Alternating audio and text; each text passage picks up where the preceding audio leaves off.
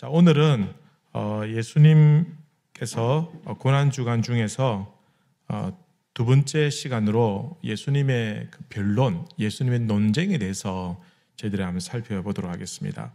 어제는 그 전야제 기억나시죠? 그죠? 예수님께서 예루살렘 성에 입성하기 전날이 무슨 요일을 했습니까? 토요일, 그죠? 그 전날에 무슨 사건이 있었습니까? 기름 부음 사건이 있었습니다. 그죠? 기름 부음 사건이 있었고, 그 다음날 이제 예루살렘 성에 입성하셨습니다. 그 이야기를 어제 했고, 오늘은 월요일과 화요일 이틀간에 있었던 이야기를 한번 살펴보도록 하겠습니다. 월요일과 화요일의 그 배경은 어디일까요? 성전입니다. 성전. 월요일의 대표적인 사건은 성전을 청결하게 하는 사건이 있었고요. 화요일에는 너무 많은 이야기가 있어요. 예수님께서 막 돌아다니기보다는 굉장히 많은 이야기를 마태, 마가, 누가, 요한이 여러 가지를 이야기하고 있는데 대부분이 굉장히 좀 논쟁적이고 또 뭐랄까요? 그 바리새인들과 서기관들의 공격을 받으시면서 그들에게 말씀으로 또 깨우치고 가르쳐 주시는 그런 사건들이 또 그런 비유들이 그 이야기거리가 이 화요일에는 굉장히 많이 있습니다. 그걸 다 다룰 수는 없겠고요. 대표적으로 한두 가지만 오늘 다루도록 그렇게 하겠습니다. 자, 그러면은 월요일 성전 청결의 날, 이 정결이란 단어를 성경에서는 이 성전을 정결하게 한다. 이 수전절이라는 절기를 지켰어요. 정결은 깨끗하게 하는 거 아닙니까? 그죠?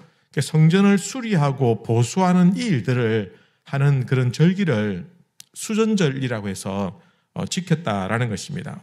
그 다음 페이지 보시면은 이제 예수님께서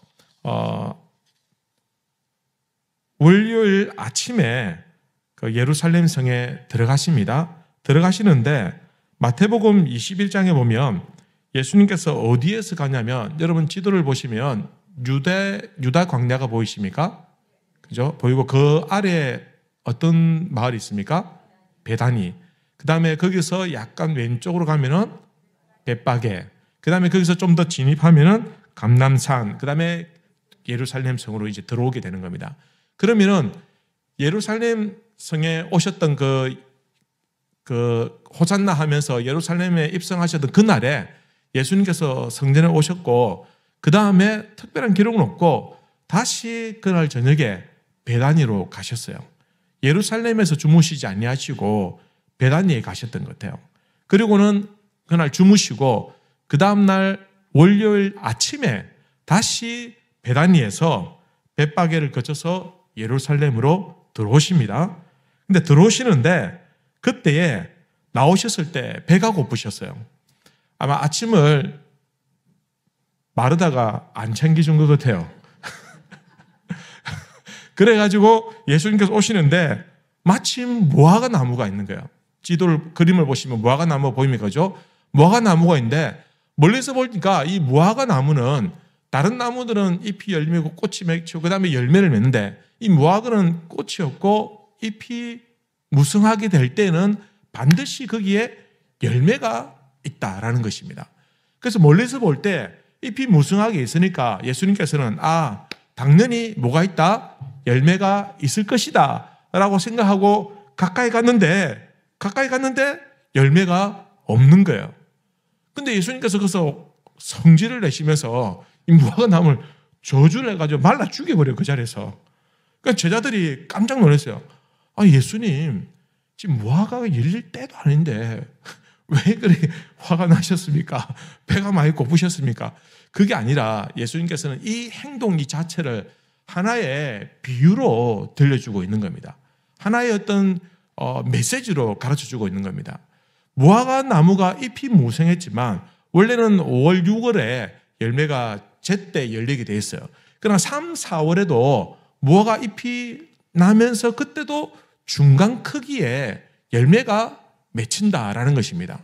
근데 예수님께서 아예 안 맺히는 그 무화과 나와서 이렇게 성질 부리신 것이 아니라 그 조그마한 열매라도 있어야 된다는 겁니다. 그런데 저 조그마한 열매도 없는 것을 보시고는 그 무화과 나무를 저주하셨다라는 것입니다. 이게 예수님의 어떤 메시지가 됐냐? 여러분, 베다니에서 벳바게를 거쳐서 오는데 이 벳바게라는 지명이 어떤 의미냐면, 벳이라 할 때는, 벤 할 때는 뭐라 했습니까? 벤은 집, 그 아들, 이런 뜻이라고 했지 않습니까? 이 정도는 아셔야 됩니다. 교회를 좀 다니시면. 제가 이 얘기도 설교 때 여러 번 했거든요. 벤 하면, 그죠? 벤허 하면 허시의 자식, 아들, 그런 뜻입니다. 그죠? 자, 그러면은 벳은 벤에서 유래한 단어입니다. 이게 무슨 뜻이냐면, 이 벳이란 말은 집이란 단어를 의미를 가지고 있습니다. 그 다음 바겟은 무슨 뜻이냐면 무화과 나무. 무화과 나무인데 특별히 어떤 무화과 나무냐면 아직 미숙한 무화과 나무, 익지 않은 무화과 나무. 그러니까 벳바겟 하면 이 단어가 무슨 뜻이냐면 아직도 익지 않은 무화과 나무라는 그런 뜻을 가지고 있어요. 참 묘하지 않습니까? 예수님께서 어떻게 이렇게 딱딱 맞춰가지고 교훈을 하시는지. 자, 사람들이 저주하니까 때가 아닌데 왜 그렇게 하셨냐라고 했지만 예수님께서는 이 상태가 어떤 이스라엘의 무화과 나무 이스라엘을 상징하거든요. 이스라엘의 상태가 어떻다? 영적으로 미숙하다. 지금은 무르익어야 될 텐데, 지금은 열매를 맺어야 될 텐데, 지금 예수님께서도 오셨고 그들이 그렇게 절박하게 기다렸던 그 메시아가 왔는데도 불구하고 아직까지 이스라엘은 영적으로 준비가 되지 않은 아직 미숙한 상태다라는 겁니다. 이미 열매를 맺어야 되는 단계인데 맺지 못하니 미숙하다. 그래서 예수님께서는 무화과 나무를 저주하신 것처럼 지금 이스라엘 백성들을 영적으로 책망하고 그들을 나무라고 있다라고 이렇게 볼 수 있는 것입니다. 여러분, 오늘날 우리에게 입만 무성하고 열매가 없는 그런 신앙에 대해서 경고하고 있는 말씀입니다. 사람들이 신앙생활을 할 때 열매가 없어요. 열매가. 말 참 잘하고 교회도 잘 다니고 뭘 하는데 그러나 열매를 맺지 못하는 거예요. 열매가 없는 신앙생활은 미숙한 신앙생활이다. 그런데 사도 바울이 얘기한 것처럼 아직은 어린아이일 수 있습니다. 그러나 때가 이르면 어떻게 된다? 장성한 분량에 자라야 된다. 그런데 장성한 분량에 자라야 될 때가 되는데도 불구하고 여전히 어리고 미숙하니 이건 병이 든 것이다. 이스라엘이 지금 그런 상태라는 겁니다. 우리 신앙도 그렇습니다. 우리가 신앙생활 할 때 여러분 각자 나름대로의 열매가 있습니다. 신앙생활을 오래 하신 분들은 그만큼의 열매가 있고 이제 갓 신앙생활 하시는 분, 이제 갓 교회 등록하고 학습받고 세례 받으신 분들도 거기에 맞는 열매가 있어야 되는 겁니다. 그렇지 않습니까? 새 가족이 전도하는데 흥가족도 전도 안 하고 새 가족도 전도 안 하고 그냥 편안하게 가면 죽을 때까지 그냥 교회만 다니는 거예요. 그게 과연 하나님께서 보실 때 보기 좋을까? 여러분, 내가 전도의 결과가 없을 수는 있지만 그러니까 내가 나가서 입을 열어 복음을 전하는 그 자체가 열매입니다. 내가 복음을 전하는 그 자체가 내가 신앙생활을 내가 참 받은 복음, 내가 받은 은혜, 내가 받은 사랑 감사해서 내뱉는 것이 이게 이 자체가 열매라는 것입니다. 여러분, 내가 신앙생활 하다가 교회에서 이런저런 얘기하고 또 하는데 10년이 지나고 20년이 지났는데도 절기 헌금 한 번 안 하고 11조 한 번 못 한다. 그 신앙생활을 잘하는 게 아닙니다. 굉장히 뻔뻔스럽게 하는 겁니다. 그 열매가 없는 거예요. 여러분, 예배는요 어떤 구성 요소가 있습니까? 찬양이 들어가고 또 뭐가 들어갑니까? 기도가 들어가고 또 말씀이 들어가고 또 축도가 들어가고 그 다음에 헌금도 들어가요. 헌금도 예배의 요소입니다. 그렇게 생각하셔야 돼요. 나는 왜 사람들이 헌금 강요한 나는 싫다. 나는 그래서 교회 가기 싫다. 오지 말라고 왔어요. 그러면은 지가 지옥에 가든지 말든지 우리끼리 얘기지만 여러분 처음 신앙생활 할 때 모를 때는 괜찮습니다. 안 하셔도 돼요. 모르니까. 그리고 하실 때 나중에 얘기하겠지만 두렵돈 들인 갑오처럼 적게 하셔도 괜찮아요. 그러나 중요한 것은 내가 감사하는 마음으로 하나님께 드린다는 그 자체가 예배적인 행위입니다. 내가 만약에 한 번도 헌금도 안 하고 20, 30년 신앙생활을 했다. 그러면은 굉장히 신앙생활 쩔뚝발이 신앙생활을 하는 겁니다. 여러분 예배 들을 때 한번 생각해 보십시오. 내가 찬양을 안 하고 예배를 드린다고 생각해 보십시오. 예배를 드리는데 기도만 하고 설교만 듣고 집에 가버린다. 여러분 좀 이상하지 않습니까? 내가 예배를 드리는데 찬양하고 설교를 듣고 다 하는데 기도 안 하고 그냥 간다. 그것도 이상하잖아요. 예배를 드리는데 하나님 말씀도 듣지 않고 간다. 그거 다 이상한 줄 알면서 헌금을 드리지 않는 것은 안 이상하게 생각하는 거예요. 이거는 잘못된 겁니다. 물론 강요하면 안 되죠. 그 개인 신앙이니까. 그리고 그렇게 해서는 안 되겠죠. 하지만 정직하게 하나님 앞에서 내가 이것을 알고 깨달으면 하나님께 드리는 것도 예배 요소가 된다는 사실을 분명히 기억해야 된다는 것입니다. 여러분 우리는 열매가 있어야 돼요. 여러분은 어떤 열매를 맺고 있습니까? 다 늘 똑같을 수는 없어요. 하지만 그때그때마다 다를 수 있어요. 지금 요즘에 나는 예를 들어서 말씀의 열매를 맺는다. 그래서 성경 말씀을 읽고 막 읽는 게 너무 즐겁고 기쁘고 성경 읽을 때 눈물이 나고 밤에 자는데 그 말씀이 자꾸 떠오르고 이 말씀의 열매를 맺는 거예요. 근데 이걸 10년, 20년 계속 할 수는 없어요. 나중에는 어떤 열매가 맺히냐? 기도 열매가 맺힐 때가 있습니다. 그러면 기도하는 게 너무 좋아요. 그래서 계속해서 기도하러 나오고 새벽기도 나오고 새벽기도 안 나온 사람 새벽기도 나가 기도하다가 그 사람 1년쯤 또 안 나와요. 그럼 그 사람 지금 다른 열매를 맺고 있는 줄로 믿습니다. 자기 열매가 있어야 돼요. 열매가. 내가 봉사하는 열매가 있을 수 있고 내가 또 무슨 섬기는 열매가 있을 수 있고 열매가 있습니다. 예수님께서 열매 없는 이스라엘을 책망하시는 것이 괜히 무화과 나무 말라 죽이려고 심수 부린 게 아니라 이 상황을 통해서 하나의 독특한 메시지를 전달해주고 있다라는 것입니다. 그 다음 보시면 여러분 그 다음 그림을 보시면 성전의 구조가 나옵니다. 여러분 이 성전 구조 보면 이 동쪽에서 본 성전의 구조인데 한번 보십시오. 제일 앞에 보면은 여러분 눈에 제일 가까운 쪽에 문이 하나 있죠. 무슨 문입니까? 동쪽 문, 동문이 있습니다. 그죠? 동문이. 우리 같으면 여기에 막 드나들면 좋을 것 같은데 사실 이 문은 문인데 사용하지 않는 문입니다. 왜냐하면 그 바로 앞에 기드론 골짜기가 있어요. 골짜기가 있기 때문에 그 기어서 올라가기 힘들어요. 잘 못 가요. 그래서 문은 문이지만 사용하지 않는 그런 동문이 있습니다. 너무 가파른 골짜기가 있고요. 또 하나는 에스겔 47장에 보면 제가 전에 말씀드렸죠. 성경에는 성전이 몇 가지 있다고요. 제일 첫 번째 성전은 누구의 성전입니까? 솔로몬 성전. 두 번째는 누구 성전이 있습니까? 헤롯이 지었잖아요. 확장했으니까. 그죠? 그 다음 또 어떤 성전이 있습니까? 스룹바벨 성전이 있고. 잘 배우셨네. 그 다음에 딱 하나 더 있습니다. 그 성전은 눈에 보이지 않는 성전. 에스겔 47장에 보면 환상, 성전에 대한 환상이 나와요. 성전에 대한 환상이 나오는데 근데 그 성전에 대해서 얘기하면서 동쪽으로 여호와가 들락달락한다 그런 표현이 있어요. 하나님이 들어갔다 나왔다 하는 문이니까 이 사람들이 생각할 때 이 문은 하나님이 다니시는 문인데 우리가 다닐 문이 아니다. 그래서 못 다니도록 암묵적으로 그들이 이 문을 폐쇄를 시킵니다. 물론 문이지만 사용하지 않는다라는 것입니다.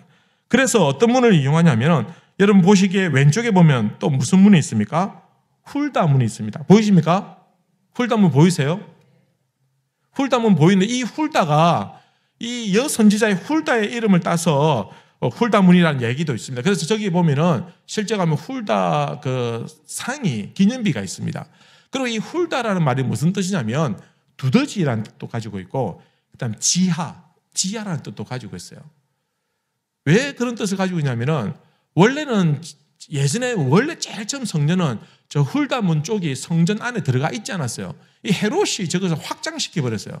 그러면서 저 훌다문을 이용해서 사람들이 드나들게 되었는데 근데 저 위치가 여러분 동문 앞에 뭐가 있다 했습니까? 골짜기가 있다 했습니다. 그죠? 그래서 골짜기가 밑에까지 다 연결되어 있어가지고 여러분들이 보실 때 왼쪽에 동쪽 문으로부터 해가지고 왼쪽으로 급격하게 내려가는 골짜기가 쫙 있습니다.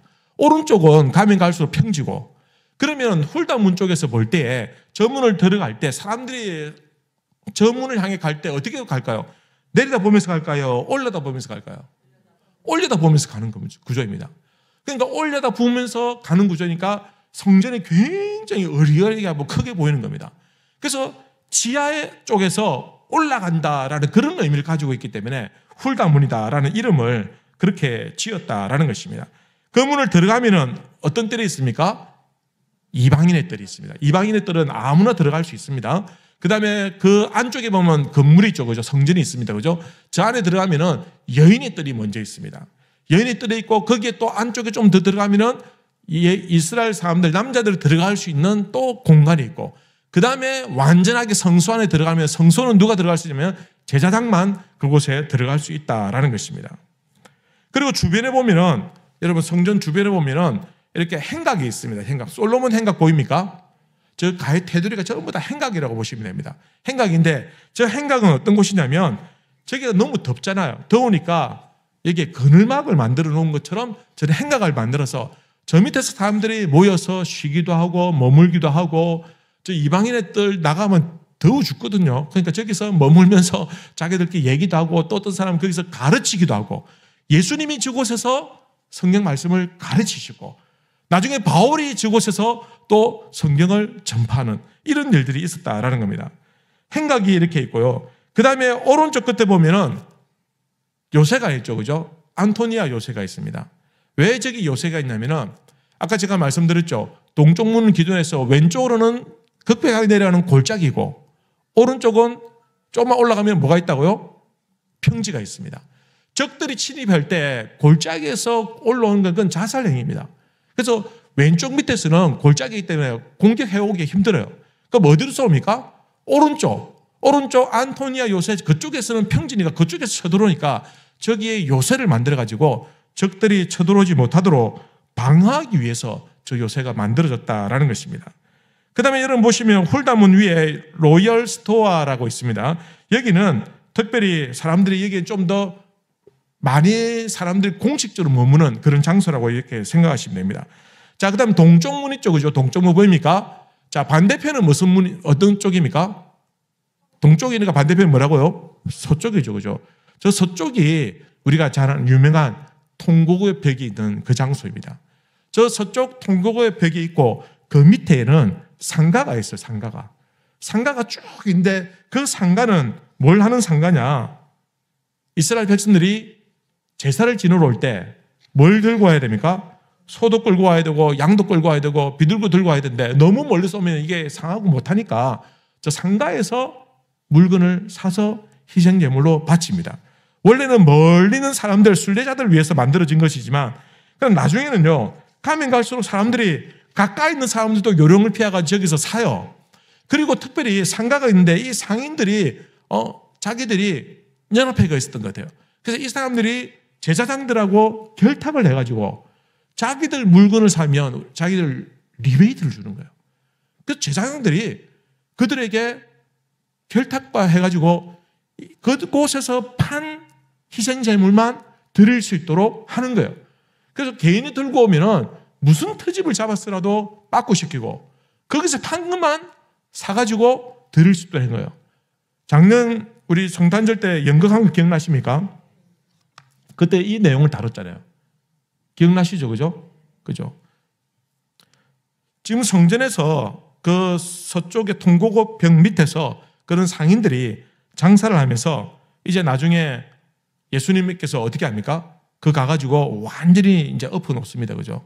엎어놓는데, 우리가 요한복음 보면은 오늘 본문에도 여기 보면은 예수님께서 이 성전을 청결케 하는 사건이 나오고, 그래서 요한복음 2장에도 또 이와 유사한 사건이 한 번 더 나옵니다. 다른 성경은 한 번밖에 안 나와요. 근데 요한복음은 두 번이나 나와요. 그럼 이게 잘못 뺏겼었냐? 그게 아니라 처음에 초창기에 예수님께서 성전에 가셔서 한 번 엎으셨어요. 한 번 엎었는데 이 사람들이 말을 안 들어요. 나중에 또 거기서 또 장사하고 안 바뀌는 겁니다. 안 바뀌는 겁니다. 그래서 예수님께서 다시 십자가를 지시기 전에 그곳에 가서 성전을 엎어버리는 그 내용이 오늘 이 월요일에 있었던 사건이다라는 것입니다. 자, 그 다음에 이제 월요일에서 저 밑에 보시면 6번째는 성전 청결 사건에서 여러분들 왼쪽에 있는 그림을 보시면 저쪽 모서리가 통곡의 벽입니다. 거기에 상가가 있고요. 그 다음에 이 상가들은 나중에 문제가 생긴데 무슨 문제가 생기냐면 이 사람들이 여기서만 장사하니까 욕심이 나가지고 이제는 저 위에까지 성전 위에 어디 무슨 마당요? 이방인의 뜰까지 진출하는 거예요. 이방인의 뜰까지는 괜찮겠지. 거기 진출해서 상을 차리고 장사를 하는 거예요. 원래 거기 들어가면 됩니까? 안 됩니까? 안 됩니다. 성전에 들어가면 어찌 됩니까? 죽습니다. 죽는데도 불구하고 그들이 들어가서 장사를 했다라는 것은 누가 허용을 했다? 제사장들이 허용을 했다라는 것을 보여주는 것입니다. 그렇게 성전이 타락했을 때 예수님께서는 그곳에서 상을 엎으시고 그리고는 이 성전은 기도하는 집이다라고 이렇게 말씀을 하십니다. 여러분, 교회는 기도하는 곳이고 예배드리는 곳이고, 그죠?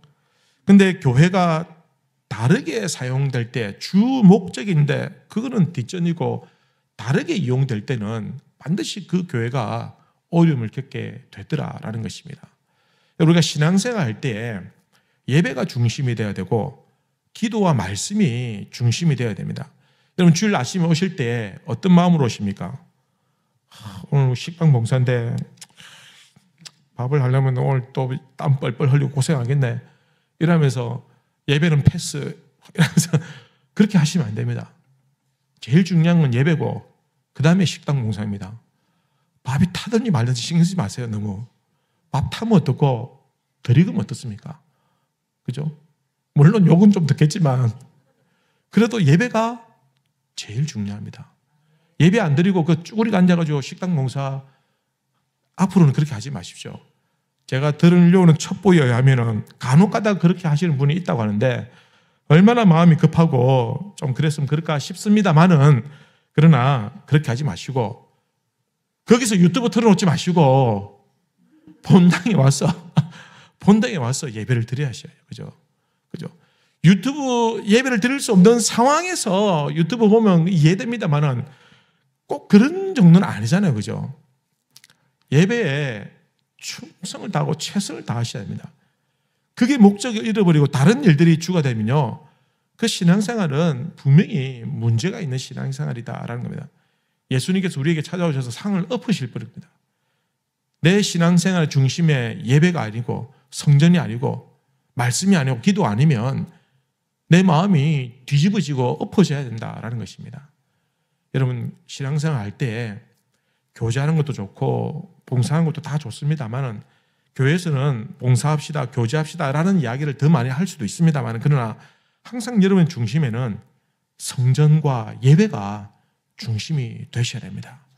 그래서 이 중심을 놓치지 않도록 항상 여러분들 마음을 다잡아서 예배가 다르게 이용되지 않도록 교회가 다르게 이용되지 않도록 그렇게 힘쓰시길 바랍니다. 자, 이제 화요일로 넘어갑니다. 화요일에는 변정의 날, 변론과 논쟁의 날입니다. 여러분, 이 3일차 화요일에는 제가 아까 말씀드린 것처럼 여러 가지 이야기가 있다 했습니다. 그 여러 가지 이야기들 중에서 몇 가지만 덜 보면 첫 번째는 세금 논쟁에 대한 이야기 나옵니다. 세금에 대한 논쟁. 이 마태복음 22장에 보시면 이 내용에 대해서 다루고 있습니다. 자, 여기 보면은 이 배경은 역시 성전이 됩니다. 배경이 되고 그 다음에 예수님께서 다시 예루살렘에 가십니다. 예루살렘에 가셨는데 근데 이번에는 바리새인들과 헤롯파 사람들, 소위 사두개파 사람들이 작당을 해가지고 예수님을 세금 문제로 공격을 합니다. 이 내용을 우리 잘 알고 계시죠? 근데 하필이면 왜 바리새인들과 사두개파 이 헤롯파가 합쳤느냐? 사실 이 두 파는 앙숙이에요. 사두개인들은 어떤 마음을 가지고 있냐면 로마에 대해서 항가하는 마음을 가지고 있습니다. 그래서 순수하게 예배, 말씀 이런 것들을 굉장히 강조해요. 그래서 로마의 지배를 받는 것, 로마의 영향을 받는 것을 굉장히 싫어했어요. 이게 바르세파입니다. 바르세파. 그러니까 사두개파는요, 어떤 거예요? 사두는 사독 제사장의 후예들입니다. 사독 제사장이니까 그 후예들이 누구겠습니까? 제사장이죠. 그러니까 사두개파의 핵심은 제사장들하고 고위공직자들이 핵심이었어요. 그런데 이 사두개파는 누구의 영향을 받냐면은 헤롯 왕의 영향을 받습니다. 왜냐하면 헤롯 왕이 분봉왕으로서 제사장을 임명할 수 있는 권한이 있기 때문에. 그리고 이 헤롯 왕은 누구의 또 영향을 받습니까? 로마의 영향을 받죠. 그러면은 결국은 이 사두개파가 누구의 영향을 받는 겁니까? 로마의 영향을 받을 수밖에 없어요. 그래서 세금 문제에서 첨예하게 바리새인들은 안 된다. 세금 내면 안 된다. 로마에 세금 낼 수 없다. 라고 버티고 있는 사람들이고, 이 사두개파 사람들은, 헤롯파 사람들은 어쨌든 세금을 걷어가지고 나라도 운영하고 성전을 유지하고 보수하는 이 일들도 사실은 제사장의 직무고 그들이 돈이 있어야 되는데 그 돈은 세금을 거둬서 하는 거거든요. 그래서 세금을 거두는데 찬성을 합니다. 반대하고 찬성하는데 이 두 사람, 이 두 파가 딱 마음이 맞아떨어져요. 그리고는 그들이 예수님께 가서 뭐라고 얘기합니까? 세금을 바치라고 하는데, 예수님, 당신은 어떠고 이런 분이죠. 그럼 이 세금을 가이사에게 바치는 것이 옳습니까? 아니면 바치지 말아야 됩니까? 라고 묻는 겁니다. 두 파가 작당해가지고. 바치지 말아야 된다라는 것은 누구의 생각입니까? 바리새인들. 그 다음에 바쳐야 된다는 생각은 누구 생각입니까? 사두개인들. 근데 이 두 사람이 합쳐가지고 딱 동시에 모여가지고 동시에 예수님께 딱 질문하니까 예수님이 이걸 피할 수가 없어요. 사두개파 얘기를 들어서 세금 내야 한다면은 그때부터 유대인들에게 공격을 당하고 인기를 떨어지게 되는 거. 세금 내지 않으면 사두개파 사람들이 이 예수님을 고발해가지고 헤롯에게 끌고 갈 것은 자명하다라는 겁니다. 근데 예수님이 기가 막히게 대답하시죠. 뭐라고 합니까? 가이사의 것은 가이사에게, 하나님의 것은 하나님에게. 여러분, 이 말이 너무너무 신기하고 놀라운 말입니다. 여러분, 그 당시에 이 말씀을 하시고 너 도대체 무슨 돈 들려고 돈 내놔봐라니까 그 옆에 있는 사람이 데나리온을 가져왔어요. 데나리온. 한 데나리온. 그죠? 하루 풍삽에 해당되는 데나리온을 가져왔는데 이 데나리온 딱 보면은 이 데나리온은 누가 발행했냐면 로마에서 발행한 겁니다. 로마에서 발행했는데 그 데나리온에 그림이 그려져 있어요. 누구의 그림이냐면 가이사의 형상이 새겨져 있어요. 그래서 예수님께서 데나리온 가져왔나? 예, 가져왔습니다. 그걸 딱 보여주면서 가이사의 것은 가이사에게, 하나님의 것은 하나님에게, 이 말씀을 하셨어요. 왜 이렇게 얘기가 됐냐면요, 지금 데나리온은 가이사의 형상이 그려져 있으니까 이걸 하나님께 바칠 수 있습니까? 없습니까? 바칠 수 있습니까? 못 바쳐요. 왜냐하면 하나님께 드리는 성전세는, 거룩한 예물에는 아무 조각의 형상이 있으면 안 되거든요. 그래서 로마의 가이사의 얼굴이 그려진 걸 바치는 건 말도 안 되는 거예요. 그래서 뭐 합니까? 이 돈을 바꾸는 거예요. 돈 바꾸는 사람. 성전에서 청결케 할 때 소, 양, 돼지 파는 사람들 말고 또 돈 바꾸는 사람들도 있었잖아요. 이 사람들이 돈을 바꾸면서 그래서 이득을 취하는 사람이에요. 그래서 돈을 바꾸면은, 이스라엘에서 발행하는 돈을 바꾸면은 그 돈은 형상이 없어요. 그러면은 데나리온이면 이거 하나님께 어차피 못 바치니까 세금은 내고, 그 다음에 하나님께 바치고 싶으면은 어떻게, 돈을 어떻게 합니까? 돈을 바꿔야 되고. 지금 이미 이스라엘 사람들이 그렇게 하고 있어요. 이미 성전에 와가지고, 그래서 돈 바꾸는 사람들 있잖아요. 다 바꿔가 이렇게 하고 있어요. 이미 하고 있는데 예수님께서 너희들 이미 하고 있으면서 왜 나한테 들고 와서 이렇게 얘기하느냐? 도대체 내보고 어떻게 하라고 하느냐? 그 말씀이에요.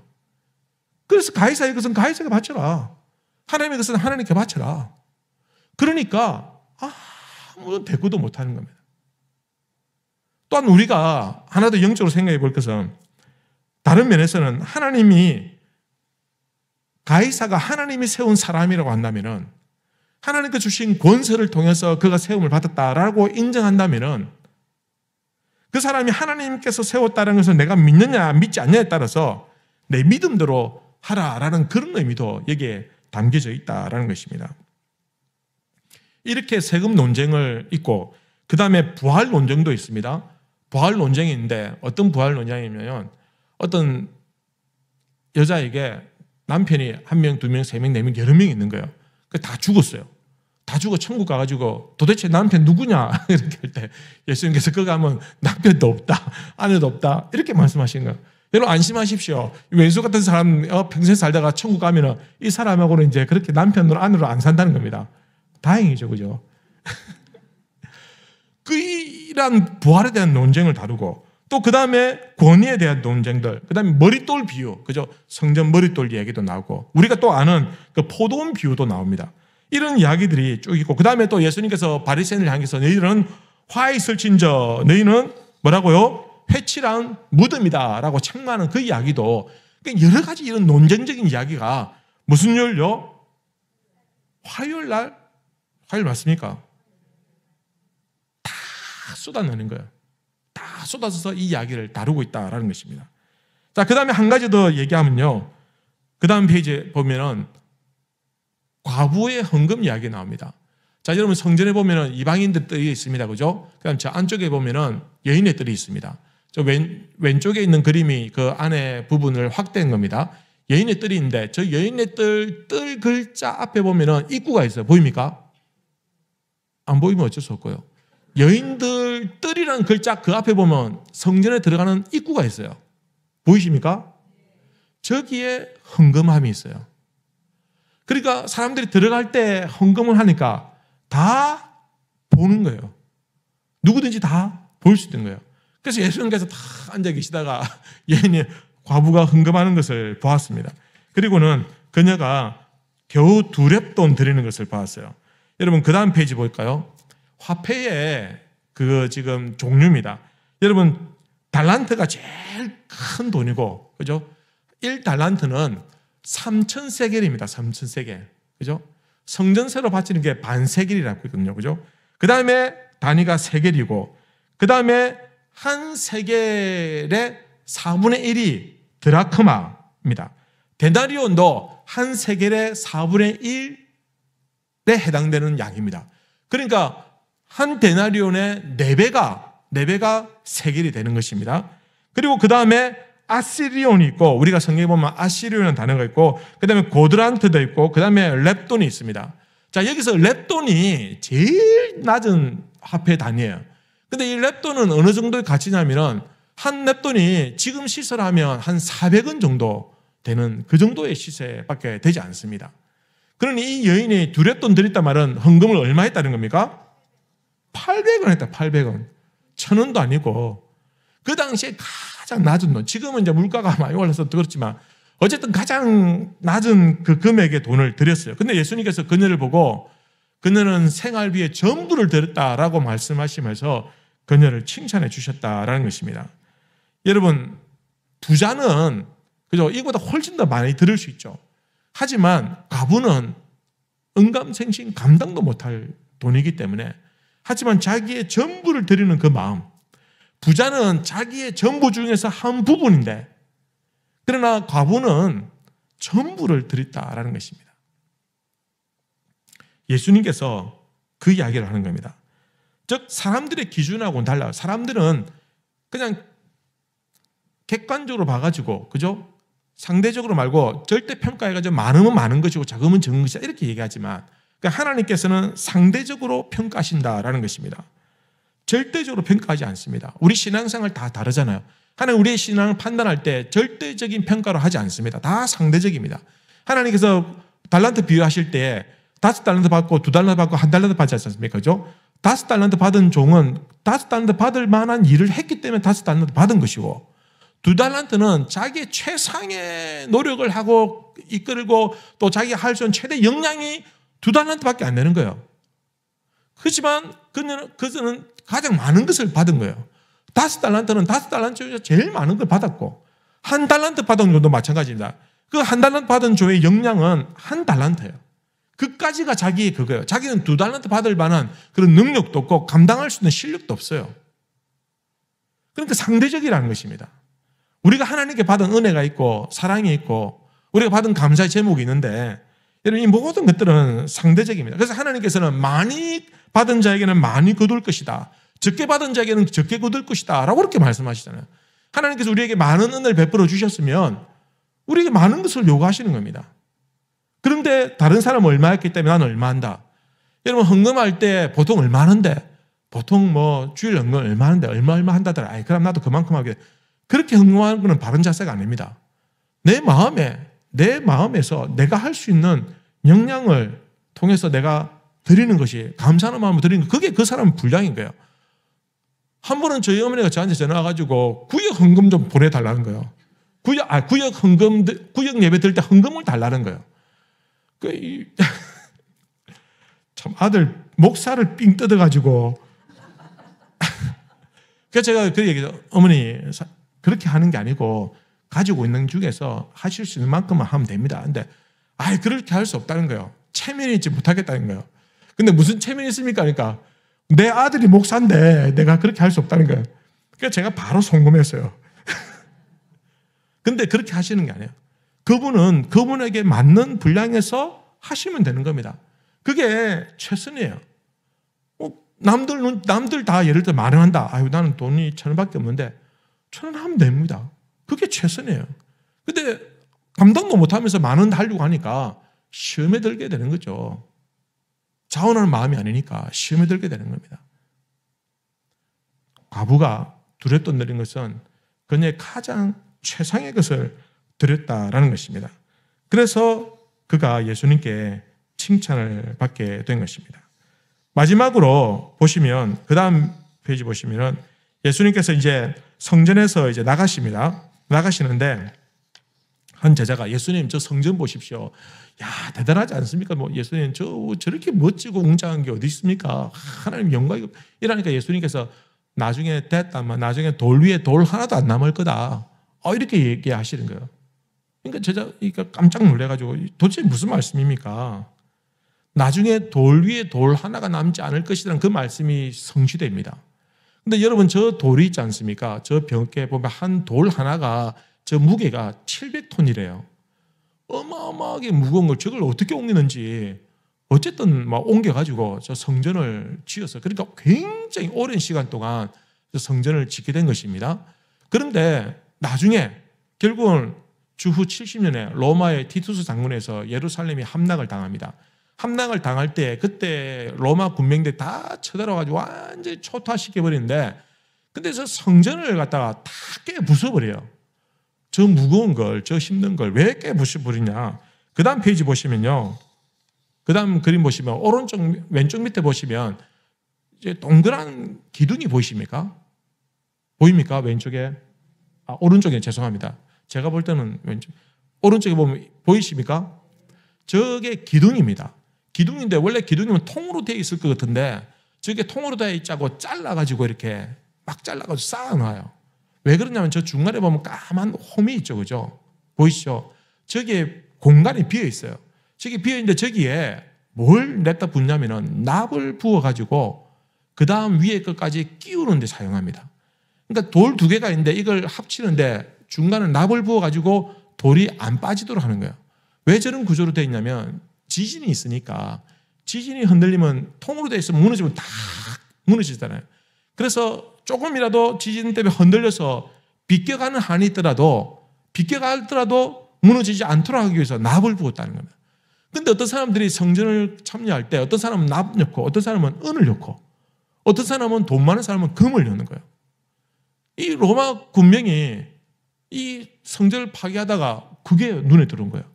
그게 소문이 나니까 로마 군인들이 성전을 완전히 박살 내가지고 저 금 찾는다고 다 깨부숴버린 거예요. 왜냐하면 로마 군인들은 월급을 받지만 자기들 월급은 크지 않고 전쟁에 나가서 전쟁에 승리하면 그 전리품을 취하지 않습니까? 그 전리품은 자기 겁니다. 그러니까 눈이 벌게 가지고 전리품을 차지하려고 하는 겁니다. 그래서 저 성전이 그렇게 무거운 돌로 되어 있지만 저걸 완전히 박살내가지고 저기에 있는 금 비슷한 거는 다 그냥 막 쓸어가기 위해서 결국은 예수님 말씀처럼 예루살렘이 멸망하고는 돌 위에 돌 하나 남지 않는 그런 지경이 되었다라는 것입니다. 마지막으로 수요일 가면요, 수요일은 침묵의 날입니다. 예수님께서 수요일 날 어떤 일을 했다라는 그런 기록이 없어요. 예수님은 아무 일도 하지 않으셨어요. 그런데 대신 가룟 유다는 일을 합니다. 가룟 유다가 무슨 일을 하냐면 성전에 찾아가가지고, 예수님은 성전에서 베다니를 물러가셨고, 이 가룟 유다는 성전에 찾아가가지고 대제사장들 만나고 바리새인들 만나가지고 예수님을 팔궁리를 하더라라는 것입니다. 예수님께서는 아무 일도 하지 않으시고 침묵하셨고, 예수님을 판 유다는 그곳에서 예수님을 팔기 위해서 자기의 일을 하였다라는 것입니다. 내일은 그 침묵과 유다의 배신에 대해서 저희들이 한번 살펴보도록 하겠습니다.